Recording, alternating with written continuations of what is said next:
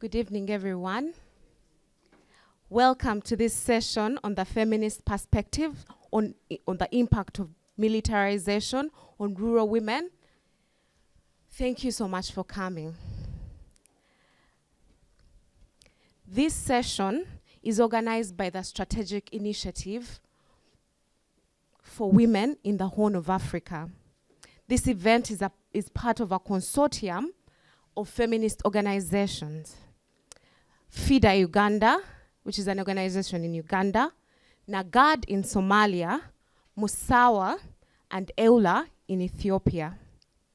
I would like to take this moment to thank the Ministry of Foreign Affairs of the Netherlands, without whom this session would not have been possible. The ministry supports this consortium, and this consortium has been able to organize this session. The aim of this session is to share experiences from Somalia, South Sudan, and Sudan on the ramifications of war and conflict on the lives of everyday women living in the rural areas and on the peripherals. Before I hand over to our moderator, I'd like to share that we have some CHA publications at the table at the back. You're welcome to take some and take note, just register. And then I'd also like to inform you that we shall be taking photos. So if you have a problem with that, please let us know. Thank you very much. Thank you for taking the time. I would like to hand over to Hala, our moderator. Good evening, everyone. And thank you very much. So I am your moderator, but I'm also one of the speakers. We have been trying to identify a moderator.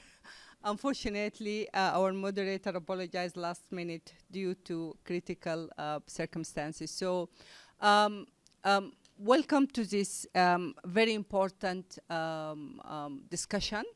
And I really hope that you would listen to us with an open mind, and please don't hold back in terms of sharing your questions and critical comments about this very important issue, the issue of militarization, and how it's actually one of the core and underlined issues that contribute primarily to all forms of violence against women, particularly in the regions we are living in.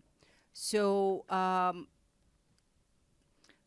women activists from Somalia, women activists from Ethiopia and from South Sudan and from Sudan, they came together in the 1990s and they created CHA, the organization that I work for. Which is today we continue to work as an inclusive and diverse feminist women rights network that hold a unique position in such a complex region, working with women movements across the Greater Horn of Africa. As you will hear from my colleagues and from me today, we will try to reflect on the impact of militarization or rural women in the very troubled three countries, Somalia, Sudan, and South Sudan, where rural areas in these countries has been a battleground for proxy wars and armed conflicts, resulting in mass and forced evictions and displacement, exploitation of rural communities, land grabbing and criminal activities, and extorting rural communities' natural resources and wealth. It's imperative to observe that the interconnectivity between famine, hunger, violence against women, and armed conflict in the region, and the issue of the proliferations of arms across the Greater Horn of Africa. The systemic warfare that has been occurring across the Horn of Africa region since the 1980s to date has affected rural women and their communities. millions of women has become IDPs.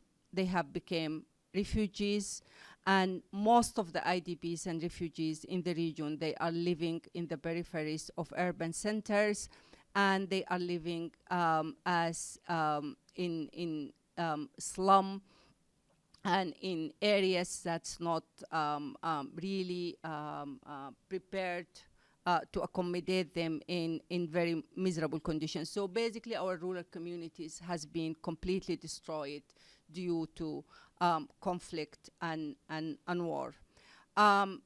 It's also crucial to learn that wars within the same region often extends and reflects on further militarizations on neighboring countries. So a conflict that happens in South Sudan, it will not remain in South Sudan.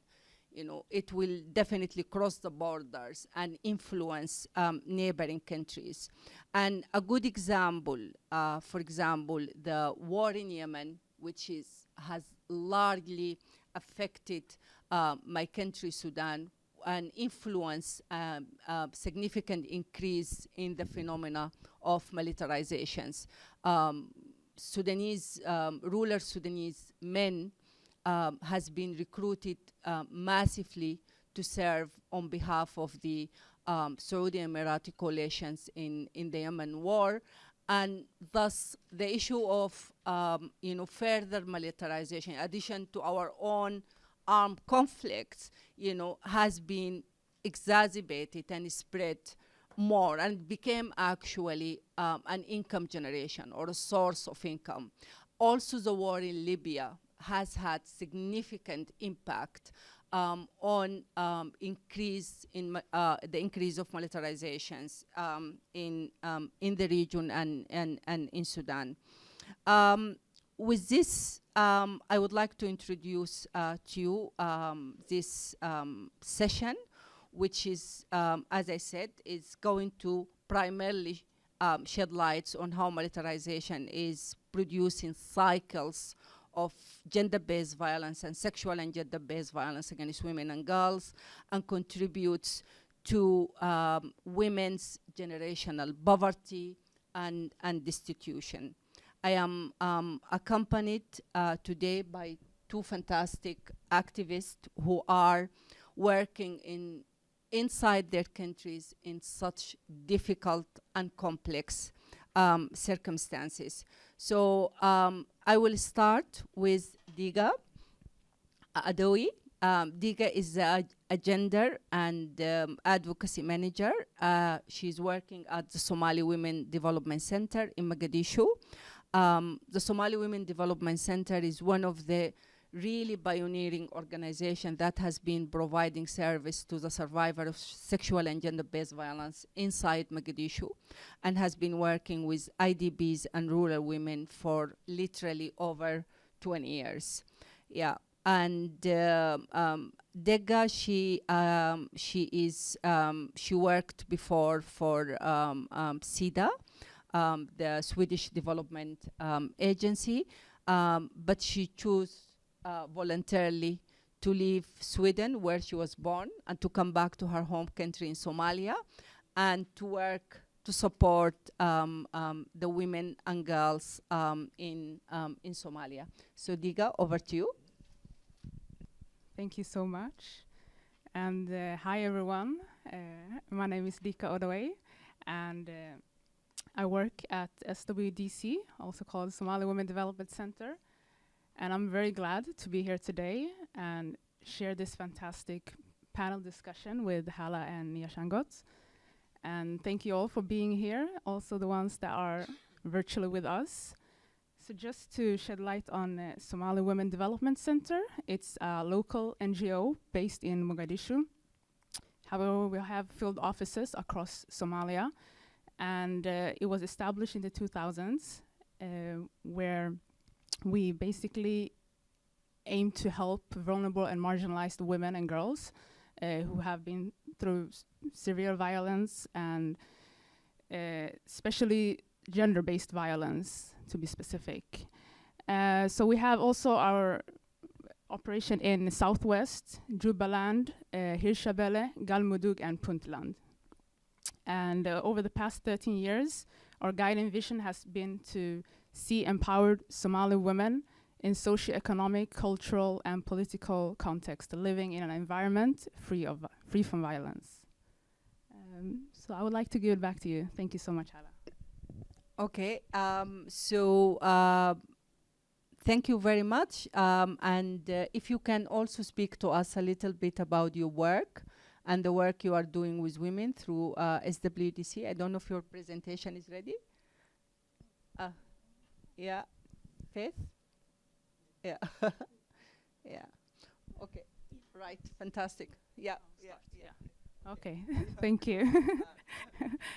So yeah, with the assumption that rural women are active agents of economic and social change, they are rarely considered to be on the front lines when it comes to war and conflict. And unfortunately, Somalia has been through a very long conflict of war since 1991. So this has unfortunately made women's participation in the political, social, and economic arenas extremely difficult. And therefore, it's of great essence to understand the rural women's experiences in Somalia and how they differ from the ones living in the urban areas. If we can go to slide number, next slide, please. Thank you. So women living in the peripheries of Somalia play crucial roles in eradicating rural poverty, but also improving the well-being of their families.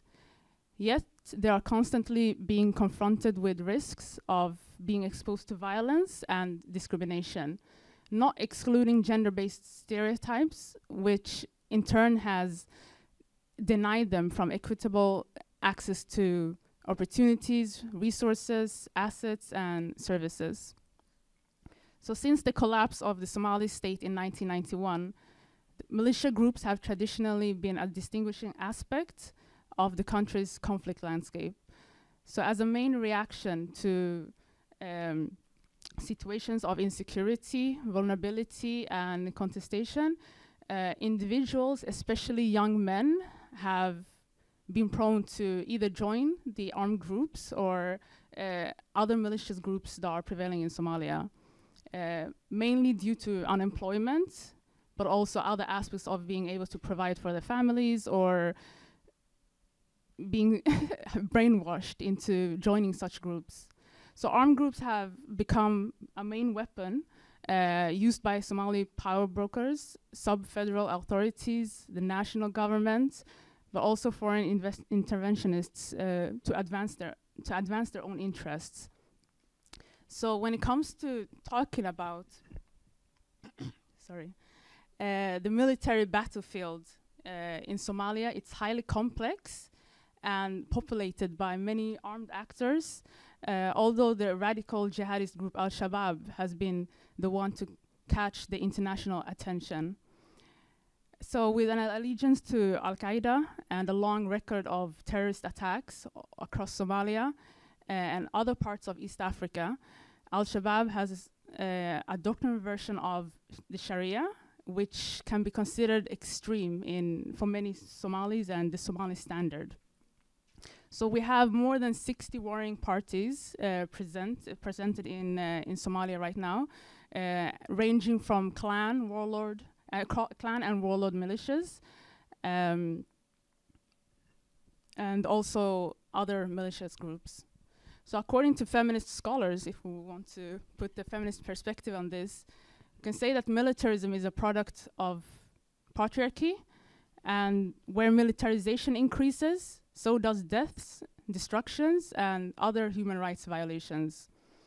And with protracted conflict and structural gender inequality and the successive number of human crises, Somali women and girls have been exposed to heightened level of sexual and gender-based violence, but also forced displacement and loss of family members. And in terms of, when it comes to, yeah, you can go to the next. Many have lost their homes and livelihoods in search to seek homes and flee from their communities in search of safety as well. So as we speak today, we have almost 3 million that are internally displaced, and 2 million are within the south central region. Many of these, it's also important to acknowledge that many of these women who are internally displaced were once rural women who were forced to leave their homes and communities due to the armed conflict going on. So when we talk about violence against women and girls in Somalia, the human rights violations against civilians, coupled with the worst drought that Somalia is facing right now, we haven't seen this drought for the past 40 years, and the lack of sustainable systems that have in turn created a dire situation for Somalia's already vulnerable inhabitants. So as a result of militarization, the presence of armed groups has exacerbated violence against women and girls, which include rape, which includes forced and early marriage, child marriages, denial of resource, and female genital mutilation. So countless girls and women living in those areas are easy prey for sexual assault and exploitation due to the living conditions, but also the lack of awareness on what rights and services they are entitled to have. So for instance, women who are traveling to fetch charcoal, water, or sell milk, and women living in IDP camps have become easily targeted, unfortunately. And during last year, in 2022, Somali Women Development Center recorded almost 2,400 cases as a result of gender-based violence. And around 95% of these cases were women and girls. So when these attacks and violations are being targeted against women and girls, they rarely speak up about what they have been through. Their voices are often silenced and discredited. And in terms of the rural areas they live in, or the IDP camps, they're often clan-based and mainly men who are ruling those areas that are the ones responsible for the decision-making and also the ones that discourage women from speaking up when something has happened to them. And this in turn impedes on women's equal and active participation in public life due to the stigmatization, due to shame and fear of speaking up. So when we talk about the challenges, if you go to the next slide, it is crucial to both understand and acknowledge the intersection of gender, ethnicity, and class. These factors contribute to the unique challenges women face in relation to high mortality rates, lack of reliable supply of food, increased poverty, outbreak of diseases due to their living situation, forced and early marriages, as I earlier mentioned, and the denial of resources. And many underage girls are either forced by the family to get married to someone as a means of income for the family. But on the other hand, there are other young girls who are faced with challenges within their household or within the family, which often results them in wanting to escape their living situation. And this is a way for them to get, a way out for them to get married early. And due to the lack of medical care, due to the lack of knowledge of health services, the delay in seeking aid is one of the largest and significant factors contributing to the high number of maternal deaths. Somalia, fortunately, ranks the 6th place globally with the highest mortality rate. So for instance, in Afgoye, which is a rural area, a rural city in the lower Shabelle region, approximately 30 kilometers away from Mogadishu, women have no choice but to endure a long and grueling travel to Mogadishu to find a hospital. This will evidently take time and lots of challenges on the way, where we have the amount of roadblocks and security checks which sometimes do not facilitate the women to get to the hospital on time. And unfortunately, let's imagine the obstacles that these women will face. They might lose their child, they might get sicknesses themselves, they might pass away themselves. So there are an enormous range of obstacles that they face, unfortunately.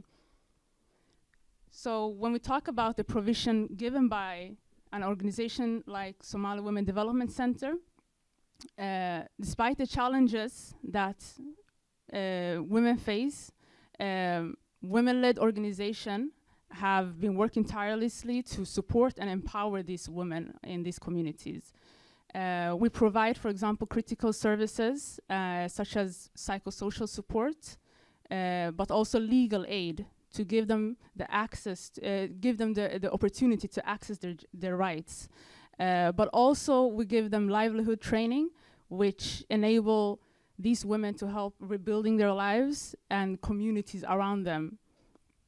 And this has gladly positively impacted the women living in both the rural and urban areas to speak up, to understand that they have rights, and to understand that they can seek help when needed. But also looking back at the jihadism that we would say that Somalia is facing, it has become more prevalent during the last 30 to 40 years, where religious leaders have an enormous impact on the society. And unfortunately, some women activists have been perished while speaking out about the need for greater protection of the Somali women. For instance, we have the Somali female opposition, Amina Mohammed Abdi, who was an outspoken critic of the government, but unfortunately was assassinated by Al-Shabaab regimes while campaigning in the Baladweyne region in central Somalia last year in March. Can go to the next one. Yeah. So the core issue is that if we truly want to see, if we truly want a Somalia managed by civilians, there is no other option but to make fundamental changes to our laws and policies and work towards equal citizenship. There's no other way to phrase it, and we need legislation that would protect everyone in Somalia, including the underprivileged and marginalized groups in conflict zones. It is extremely vital for stakeholders at local, regional, national, and international levels to take immediate action and push relevant laws to be passed. And this include, for example, the Sexual Offense Bill, which was introduced in 2018, but still hasn't been passed. And due to many religious and traditional leaders having different views of what the Sexual Offense Bill entails, many do not see this bill as a policy that will help protect women's and girls' rights, but rather they see it as a westernized policy which do not correlate with the Sharia law, which is a context within Somalia. So with more awareness raising and dialogues, the understanding of what the Sexual Offense Bill entails, that will increase both at the national and local level. Also, I would like to add that a culture shift is needed towards understanding gender as an important factor in conflict and security work. The participation of women in the peace and security field is central to this, whether it's local women's participation in local, national, and international peace processes. So, final words. Go to the next slide, please. In conclusion, I would say that the impact of war, conflict, and militarization on women living in those rural areas in Somalia is very significant and far-reaching. The distinct experiences of these women must be understood through an intersectional feminist lens, I would say, which recognizes the multiple and intersecting identities of women living in these areas. Not only are they more prone to violence because of their gender, but also due to the socioeconomic and cultural background that they have. So recognizing how far the country has come, if we look back the past 10 years, especially with the recent liberated areas and provisions given to communities, that gives me hope for Somalia. But we must continue to advocate for the rights of these women and work towards creating a more just and equitable society for all. Change is necessary, but more importantly, change is possible. Thank you so much.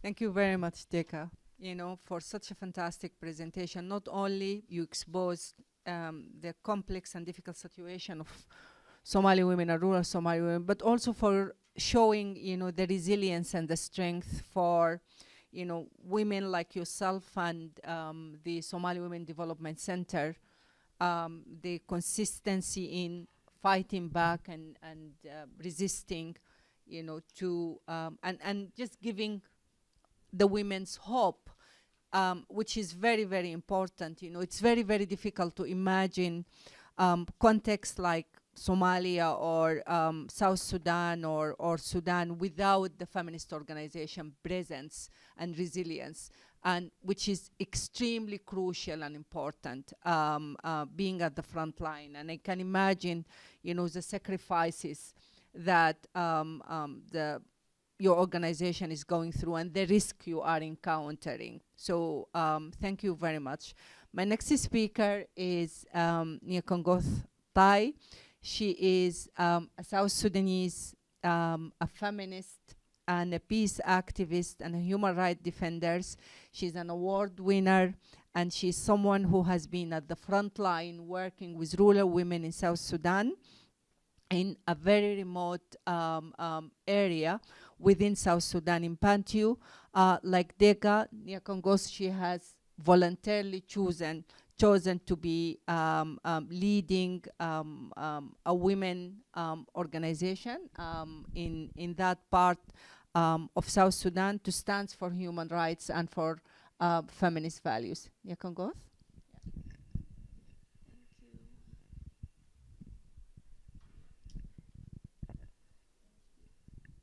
Thank you, Hala, for such a powerful introduction, and Dega for such amazing presentation. And that puts me in a position whereby, I'm thinking, how is my presentation going to look like since I'm the last speaker? But before I speak, I think when it comes to talking about the context of our own countries, where we are born, where we are raised, we don't require PowerPoint presentations, because these are lived experiences. We know them off our heads. We experienced them. Our family members did experience them. But however, we do it for protocol. As she introduced me, my name is Nyakongoth Tai, and I'm the Acting Executive Director for Assistant Mission for Africa, a faith-based, feminist-led organization. And I'm here to talk about the impact of militarization on rural women and also on women in South Sudan in general.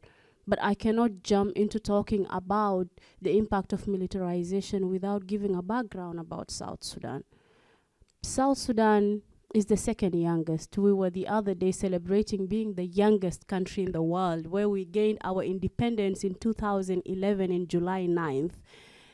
And that was after following a referendum where 98.83% of the population voted in favor. And I think the impact of spread arms on women and communities in South Sudan has been devastating. We have been through 2 civil wars. Such a young nation, 2013 we had the first civil war after separation, and where loss of lives, properties, and a lot of devastation happened. And again, a continuous civil war in 2016 after the first peace agreement did not work. And in situations of conflict, women and girls are the ones that are always affected the most by conflict, because conflict is being used as a tool to, intimidate, as a tool of rape, as a tool, to get women affected the most.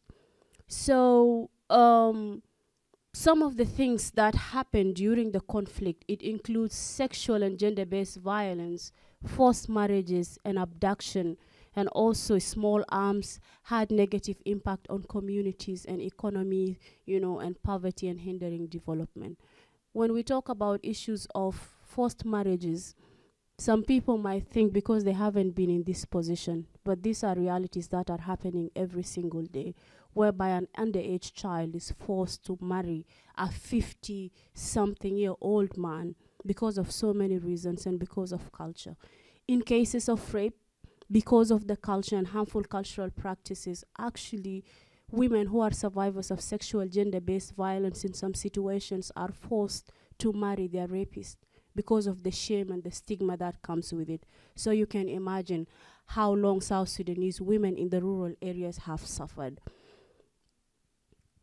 Reports on women affected by conflict in South Sudan by UNFPA found out that 85% of South Sudanese women and girls have experienced physical, sexual, and emotional violence, and that the majority of South Sudanese women who are affected by conflict lack access to essential services, such as healthcare, such as education and economic opportunities.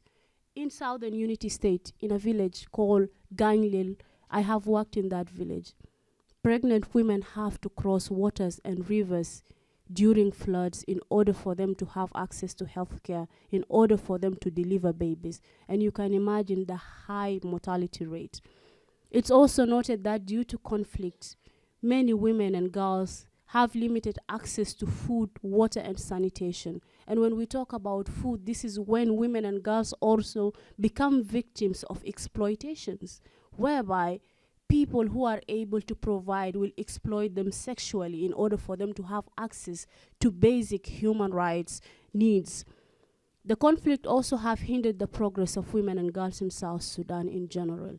And when we talk about the impact and the things that have hindered the progress of South Sudanese women in general, let's talk something as simple as education. We think it's a basic human right. It is a basic human right. But women and girls do not have the same equal opportunities as men and boys in South Sudan when it comes to access to education. Hence, the impact is even worse for women and girls. Slide number 3. Armed conflict and militarization have devastating effects on rural women. In states like Unity State, the military has been responsible of increased prevalence of violence against women. And I mention all this, including psychological abuse, and additionally, women in conflict zone are often subjected to landmines, injuries, forced labor. And with forced labor, women are used actually to carry military weapons, military food, to far distance whereby they walk by foot. And even after you deliver this, you're not allowed to go back. You will end up being used sexually and abused by the same military men, and they call you a wife. So this is just, a window of just some of the small things that are happening. The effect of militarization on women and rural women particularly severe in several states such as Upper Nile. Upper Nile in August last year has experienced a serious conflict whereby 75% of the people who are displaced and affected are women and girls, as well as children. And as they lack access to basic services and resources, as a result, they are more vulnerable to exploitation and also to abuse. Number 4.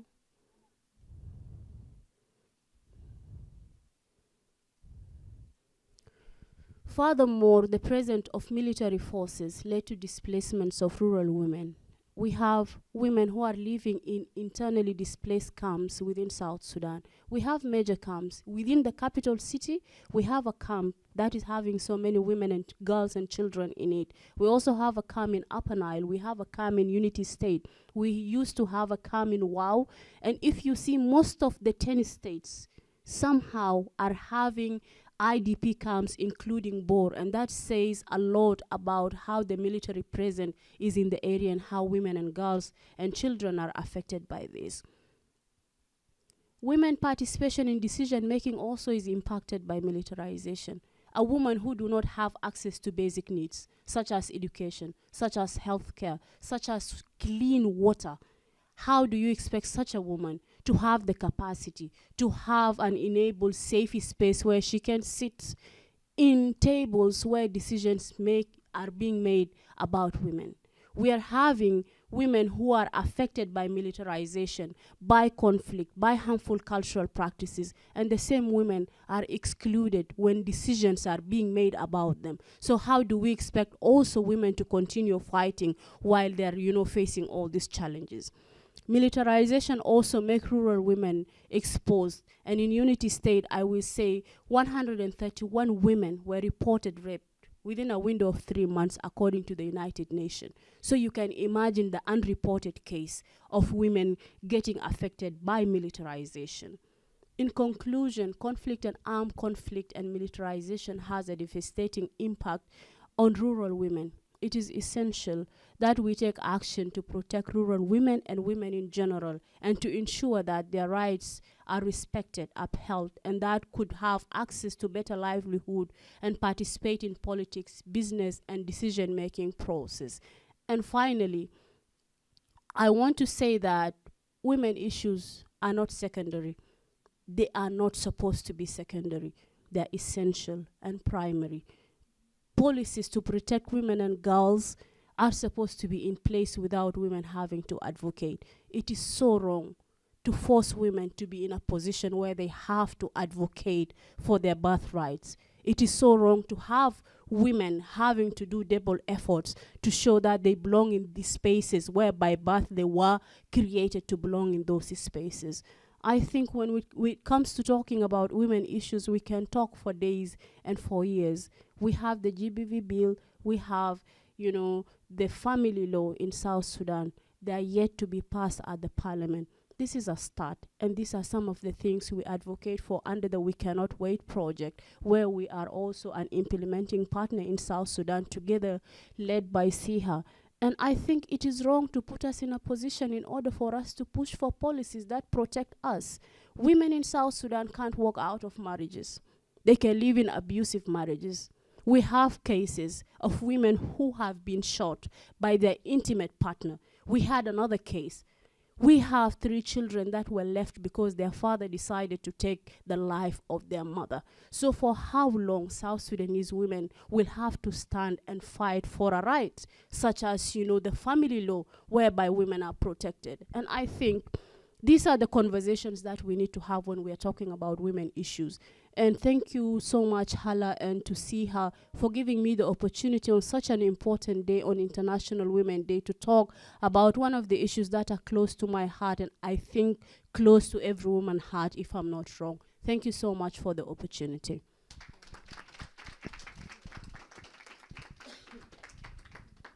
Thank you very much for such, very passionate and very important presentation, Yakangos. And I really hope that, we'll be able during this session to reflect on the very important points that you have spoken about.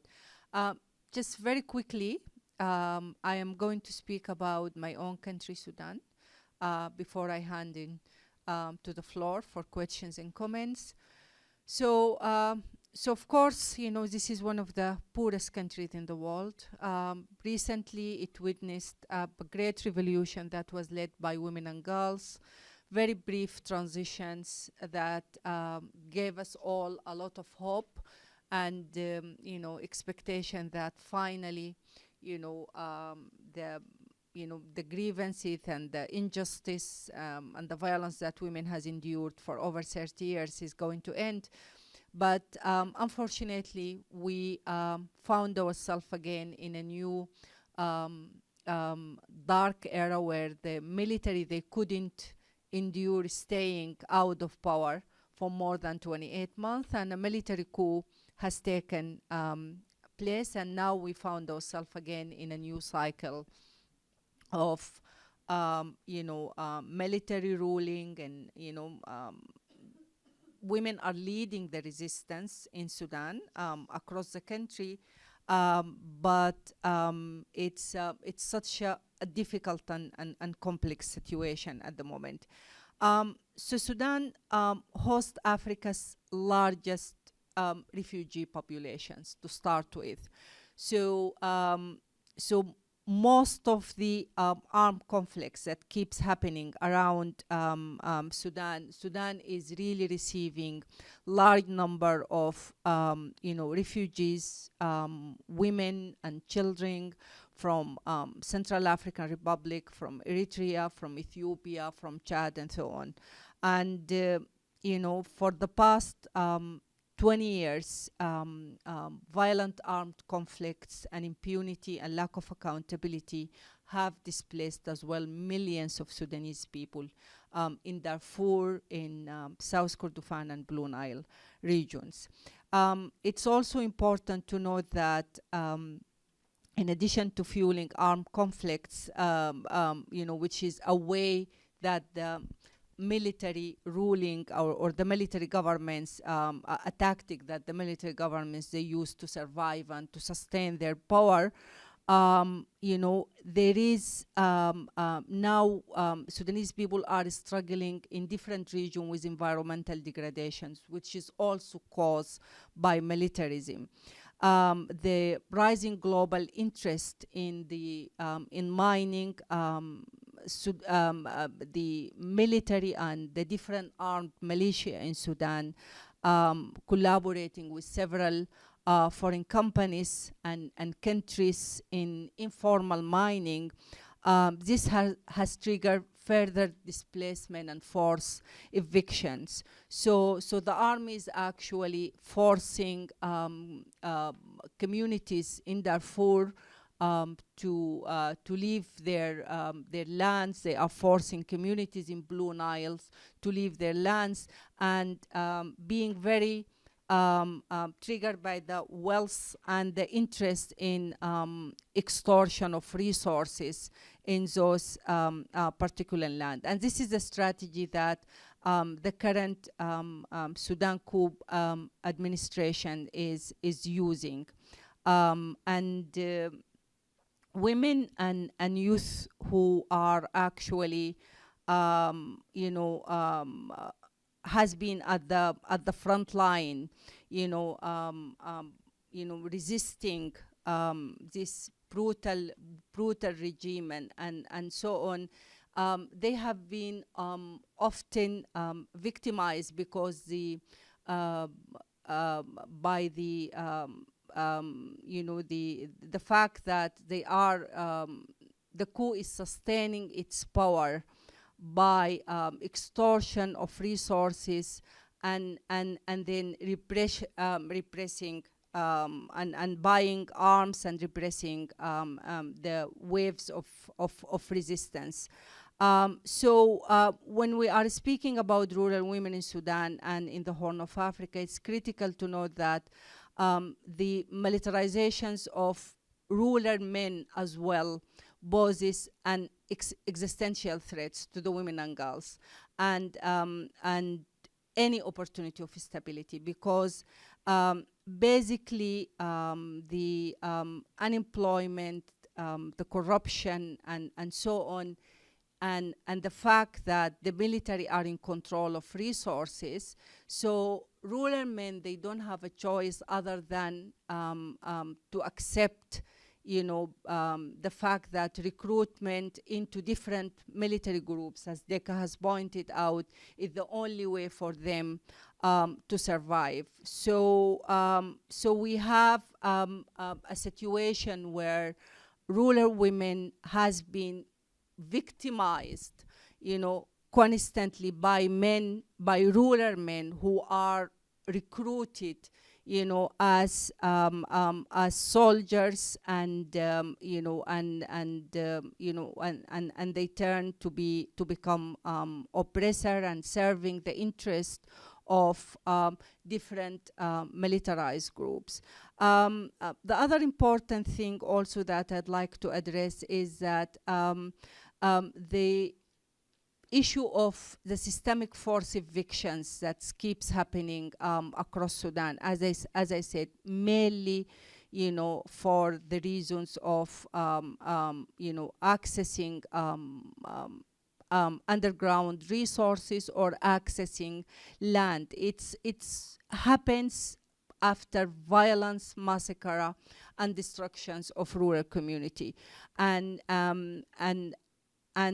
worse, the destruction of the infrastructure, such as schools, such as government buildings.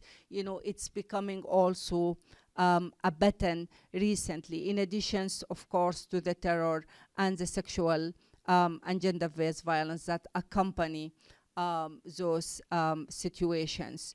And so while rural men were captured by the recruitment camps in rural Sudan, and I have to say that this is now a phenomena, that there is open recruitment camps across the country, as I spoken earlier, that many young men, due to unemployment, they find themselves caught up in this cycle of being part of armed militia. The rural women, they are isolated. On the other hand, they are overburdened, and to survive, many rural women, they have to take very, very dangerous jobs, such as casual day mining under the supervision of the same armed militia that attacked and forced them out of their lands. So those are some of the very alarming scenario. In 2022, we carried out a research exposing the multiple risks that women are facing working in the informal mining in Blue Nile region in Sudan. So in addition to the risk of exploitations and and working in dangerous environment, because it is informal mining, it's not really supervised or overseen by any regulatory body. There is enormous health ramifications and impact. Rural women also, and IDPs women, they assume other work like alcohol brewing, for example, which is considered a crime in Sudan. And this situation is leading to thousands of rural women, IDPs, finding themselves in jail for lengthy period of time without access to legal aid. Street vending or alcohol brewing are considered very dangerous work for women, because particularly in Sudan, because of the morality laws, and because those type of work, it exposes women and it put them in direct contact with militarized men who are roaming the street at the peripheries of the cities and in villages and in local markets. And there is incidence of femicides, there is incidence of sexual and gender-based violence and so on. Of course, child and forced marriage and sexual exploitations are also literally normalized, particularly after the coup for the past 2 years. In the last statistics by UNICEF and Save the Children in October 2022, they said that almost 2 million school-age children in Sudan are outside of the education. They said almost 7 million school-age children are outside of the education system. Over half of the 7 millions are girls. And this is a very alarming statistics, because it's yield to other harmful consequences for girls. The fact that Sudan is not, it's one of the, I believe Sudan and Somalia are one of 4 countries in the world who rejected to sign or ratify any international conventions such as CEDAW or the African Protocol on Women's Rights, that basically leaves women, at the mercy of, random kind of militarized groups who are currently in control of the country. I'd like to conclude with just my short interventions with very short recommendations that it's really very, very important, to address and investigate, the militarization and the mobilizations and recruitments of various armed groups that are spreading across the Horn of Africa. It's extremely dangerous phenomena. It happens under the disguise of ideology, like with the jihadist Al-Shabaab in Somalia, or it happens like what's happening in Darfur, under tribal or ethnic claims, or in South Sudan. But it underlines and reflects the level of disparities, of our societies, and the poor governance and the corruption that's occurring in our countries, and the lack of accountability. I'd also like to stress that it's high time for the international community to change its approach and its ways in terms of how to resolve, or how they are resolving local or civil conflicts. The rewarding of the militarized group by allowing them to have a share in power, it enables and empower other militarized group to re-emerge. And so we become kind of hostage to these vicious cycles, because simply, if you become part of an armed group, then that becomes the way to gain power, to gain access to resources, to gain control, and this is extremely dangerous. And I think it's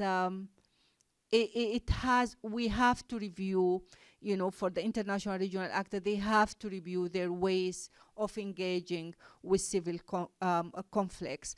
Also, I think the issue of accountability is really important. In my country, we have, I think, about 5 or 6 people who has been indicted by the International Criminal Court since 2008. And they are still, they are not touched. Some of them are sitting in jail after the revolution of 2019, after the uprising of 2019. But some of them are even released. And so the issue of international justice, is extremely important. The issue of accountability is very, very important. I also think that it's very important to investigate the mass killings and sexual violence that's happening, and to take those, those crimes more seriously. And I think recently there have been a lot of mass crimes and mass atrocities that's been happening across the greater Horn of Africa, and they are literally being normalized. Very important to invest on rural and IDPs and refugee women access to resources. And when I say resources, I mean educations, I mean work, I mean just any forms of empowerment. And the investment on IDPs and refugees, women and women who are fleeing war is very minimal beyond the basic aid. Rural women must be given tools to counter violence. I mean, these notions of victimhood, it's not helpful for anyone, and they have to be given tool to detect violence before it happens, to counter violence, and their voices and their concern must be listened to and considered carefully in any political process. Thank you.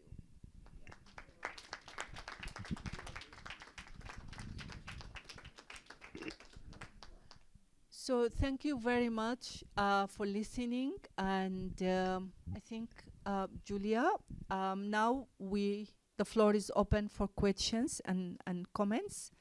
So we'll take one round of questions and then comments, and yeah, and hopefully a second round of questions.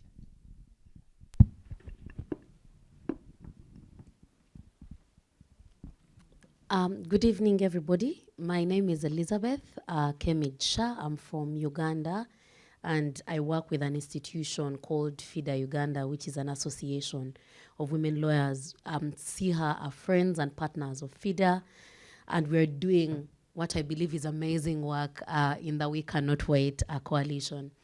I'd like to first throw some flowers to my sister over here when she spoke about looking at militarism as a product of patriarchy, right? And I remember earlier when I was preparing for this side event, Cynthia Enlow, one of our feminist scholars on militarism, and I just went back because I'd put it down to just reflect on. So I just thought I'd read it out for everybody to just maybe see if you relate with it.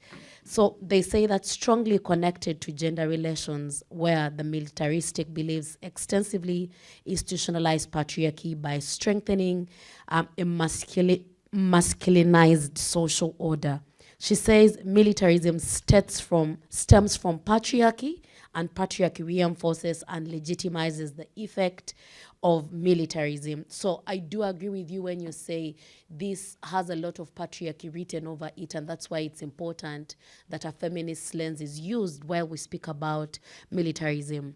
I also wanted to make a comment on one of the things that make militarism extremely a feminist issue, an issue that feminists should be concerned with, because we are continuing to see that many countries in sub-Saharan Africa, their national budgets continue to mostly be to defense and security.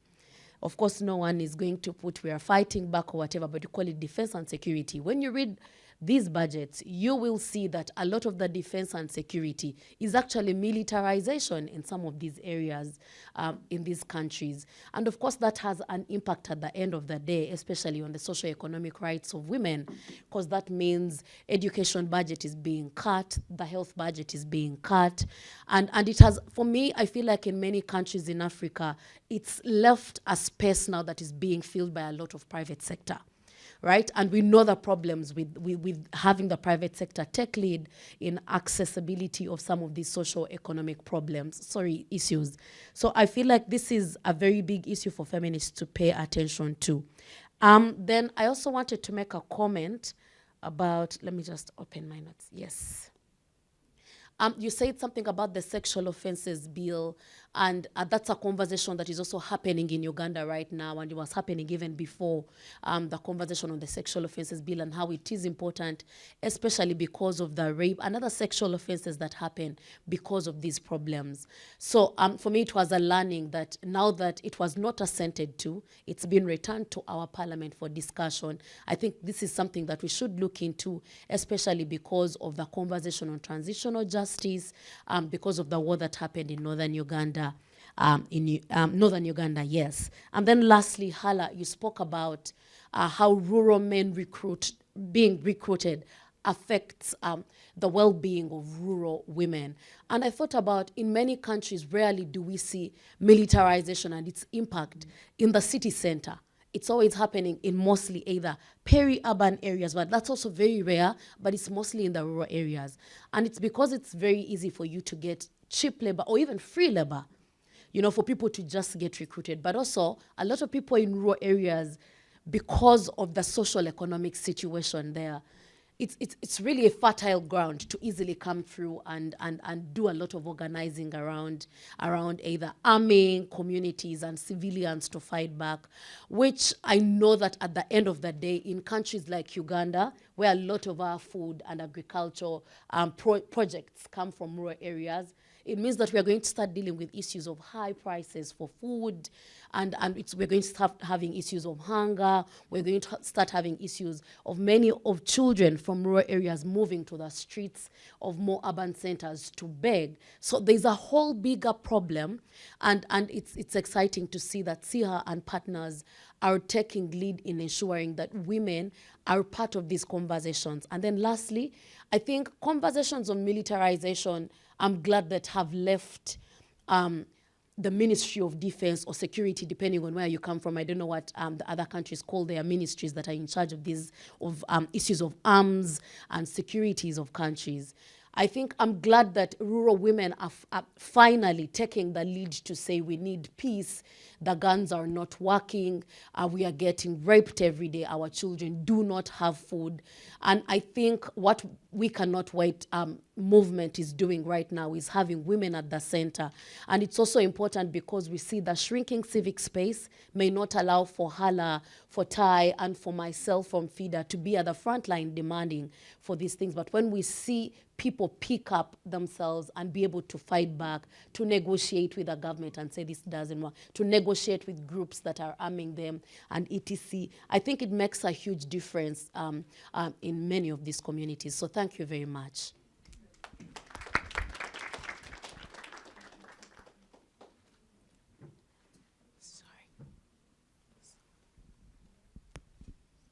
Hi, my name is Gehat from Gahoot to support the human rights defenders in Egypt. First of all, thank you so much for this session and conversation. And I'm Egyptian. I can relate in a way or another to the militarization and its effect on the feminist movement and women in general. My question for all of you, always when we open this discussion, we are focusing on women's rights and how the militarization is putting us on this strict traditional frame and punish any women who decide to go to out these frames or make brave choices or so on. But sometimes, as an activist, I believe that it's also important to think about the women human rights defenders in this context and their well-being, their life or their daily life, to feel all the time how we are at risk and have this fear. Actually, just speaking about this topic, I feel like I forget the words and my heart beats, it's going so fast. We're living at risk all the time, and sometimes we don't have the privilege or the opportunity to think about our well-being and our safety and security, because all the time we are thinking about the other women and how we can protect and support and help them. So maybe it would be essential part of this discussion to mention how we can support the women human rights defender in the militarization context or structure, and how the international community who have this political relation and compromising with these regimes sometimes forget to support these women or to make their issue and their safety and security a priority on their political agenda. So this is my question. Thank you.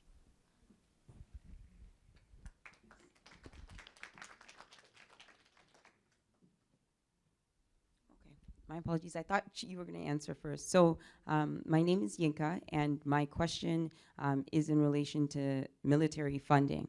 So I work with a group called the Canadian Voice of Women for Peace. I'm a board member, and they often advocate against the Canadian government, for example, spending money on large new military toys, like we like to call them. So for example, fighter jets. We oftentimes will see millions, if not billions of dollars invested in those products of mass destruction.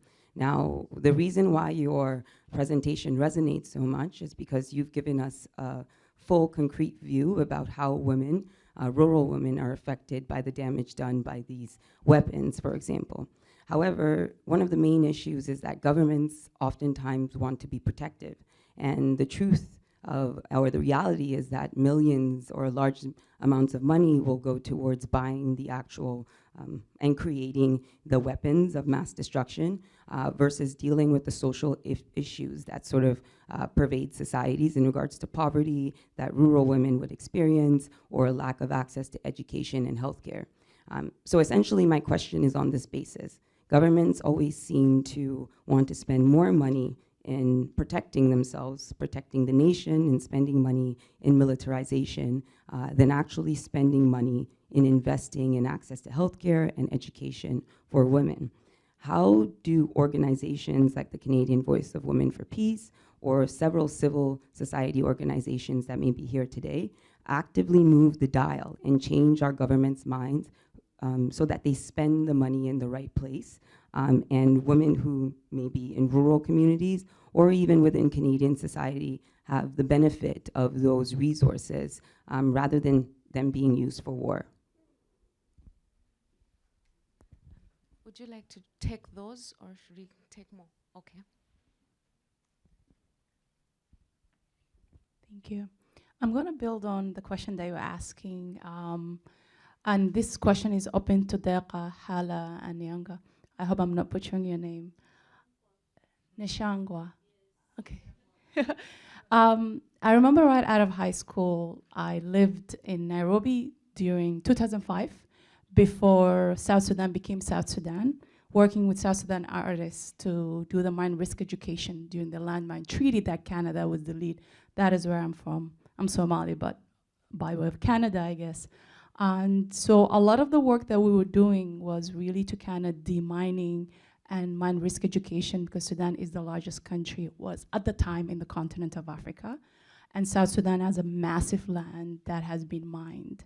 I also used to work with Dr. Hawa Allah Yarhamha in Afgoye and in Saad. So my question really specifically more about the militarization. So the United States, members of the European Union, contribute millions upon millions of dollars. It's actually $500 million is spent in supposedly helping Somalia, right?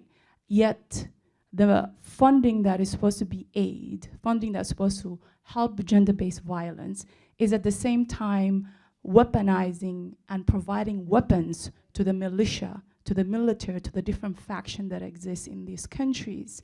So what are the obligations that we, as those of us from so-called Western countries, what do we need to do in ensuring that our countries who are allegedly funding a lot of these forums even, yet also contribute to the violence that exists, because these militarization, these gender-based violence is the symptoms as a consequence of these men being armed. So the conversation of disarmament is never a global conversation that is impacting at the local level in many of these countries and regions.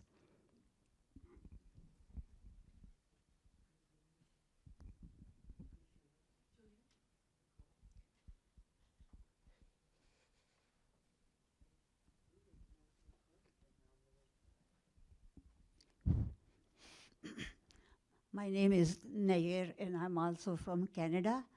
Some of the points I wanted to raise, thank you so much for raising them. Hala, you made a very profound comment. It was subtle. How what the international community is doing gets hidden by demonizing the culture.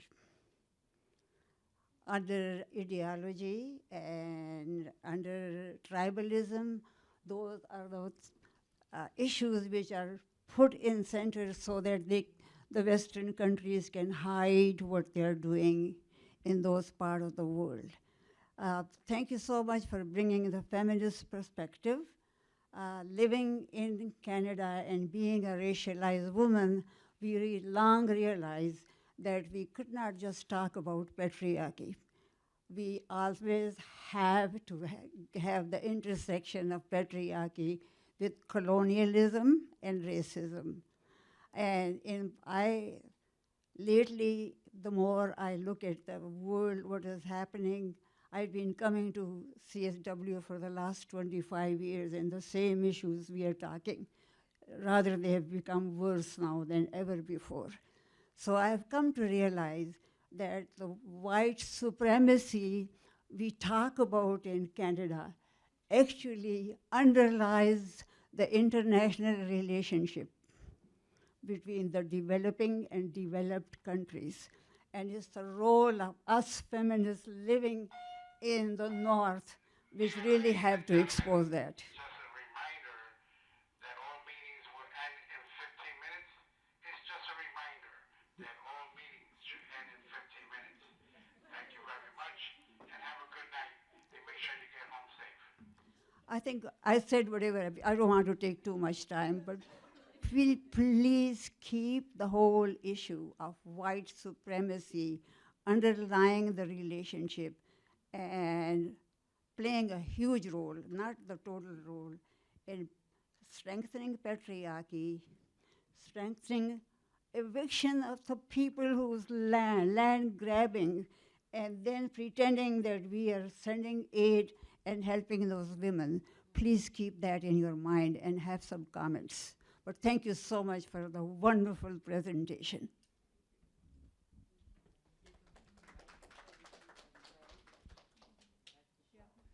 So thank you very much for your really interesting, and very rich comments and questions. So, Deka, would you like to start? Yeah.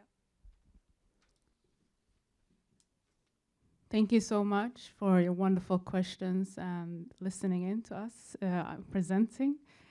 I would like to address, if we can start with the effects and safety of the human rights defenders who are often on ground working with the most vulnerable and marginalized women and girls. And being someone who is in the field, I've seen that safety is not something that the women and also some men who are human rights defenders think about when they are in the most conflict-affected areas. Their main reason and mission is to help these women. They see someone who has been through a tragedy, or someone who has just been exposed to, for example, let's say rape. The person might be in the outskirts and in the IDP camp, and they have called into our hotline services saying, this has just happened to me, I don't know where to go, I don't know where to be. And our first instinct is, okay, so how can we help this person? We don't think about our safety first, we think about their safety and where the perpetrator is, and that they need a safe space to be at immediately. So unfortunately, a lot of human rights defenders have lost their lives due to this. They have become targeted. We have even one SWDC lawyer who passed away a couple years ago and was targeted as he was coming out from the court and defending a survivor, where the perpetrator was a member of an armed group. And unfortunately, this is something that we in the civil society need to think about, but at the same time, I believe also the international community who are helping us, civil society, to actually fund and give aid to these people should also acknowledge what we are being put through when we are executing the work. And the second thing I just want to address is, as my Somali sister was saying about the millions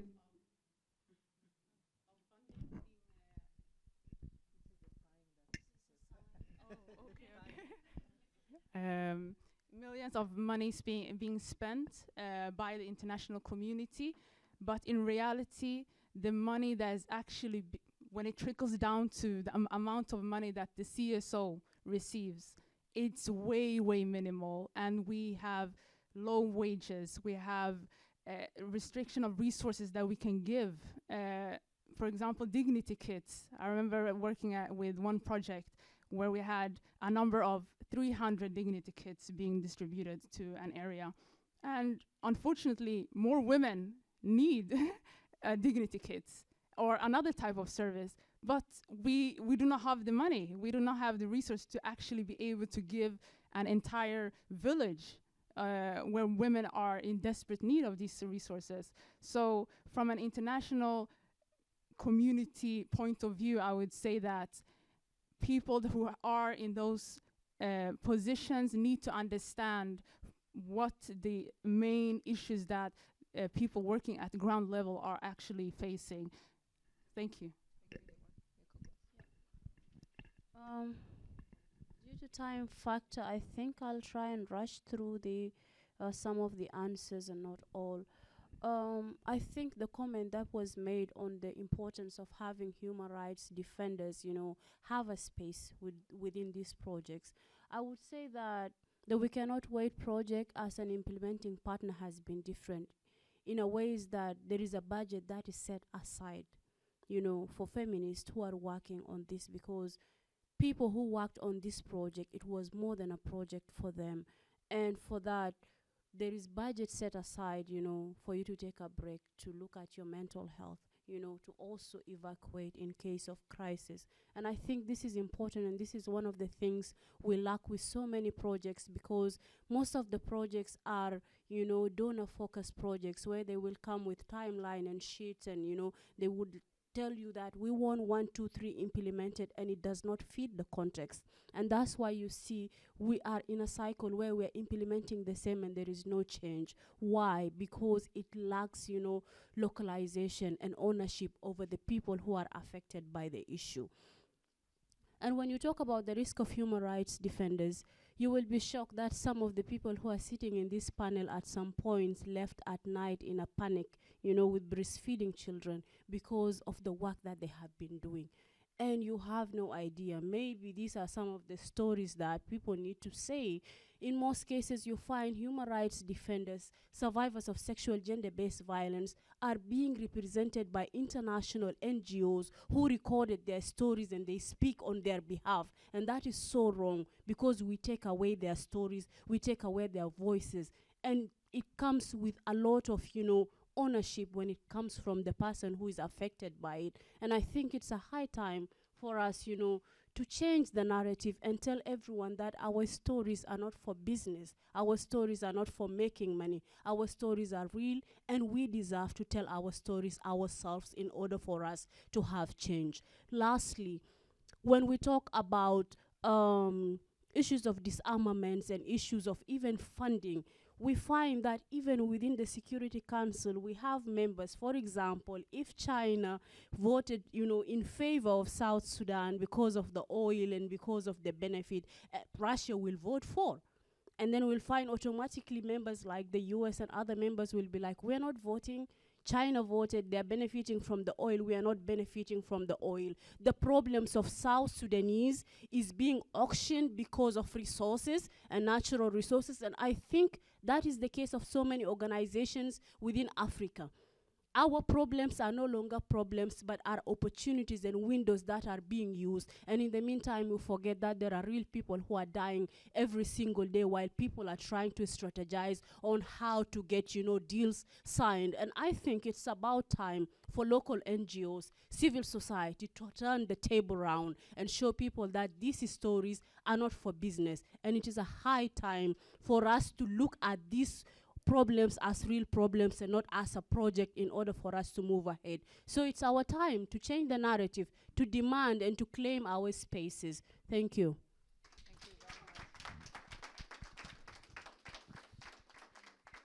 And thank you all for listening to us. You know, this has been a difficult conversation. It's not easy, but at least we scratched the surface.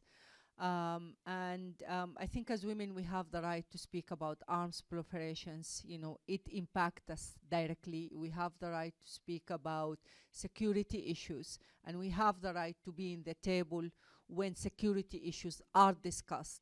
And we have to look at these issues as security issues from a feminist perspective. Otherwise, it will be very difficult for us to speak about, you know, feminist policies, and this is where it starts, you know, and it starts from a very difficult and complex position. But I guess we don't have a choice but to go there if we want to address the root causes of of violence and famine and and poverty and, all the complex situations that we are going through. We are very, very grateful for joining us. Please keep the conversations going on and follow us on our social media handles, and just share your thoughts and ideas with us. And thank you and have a good night.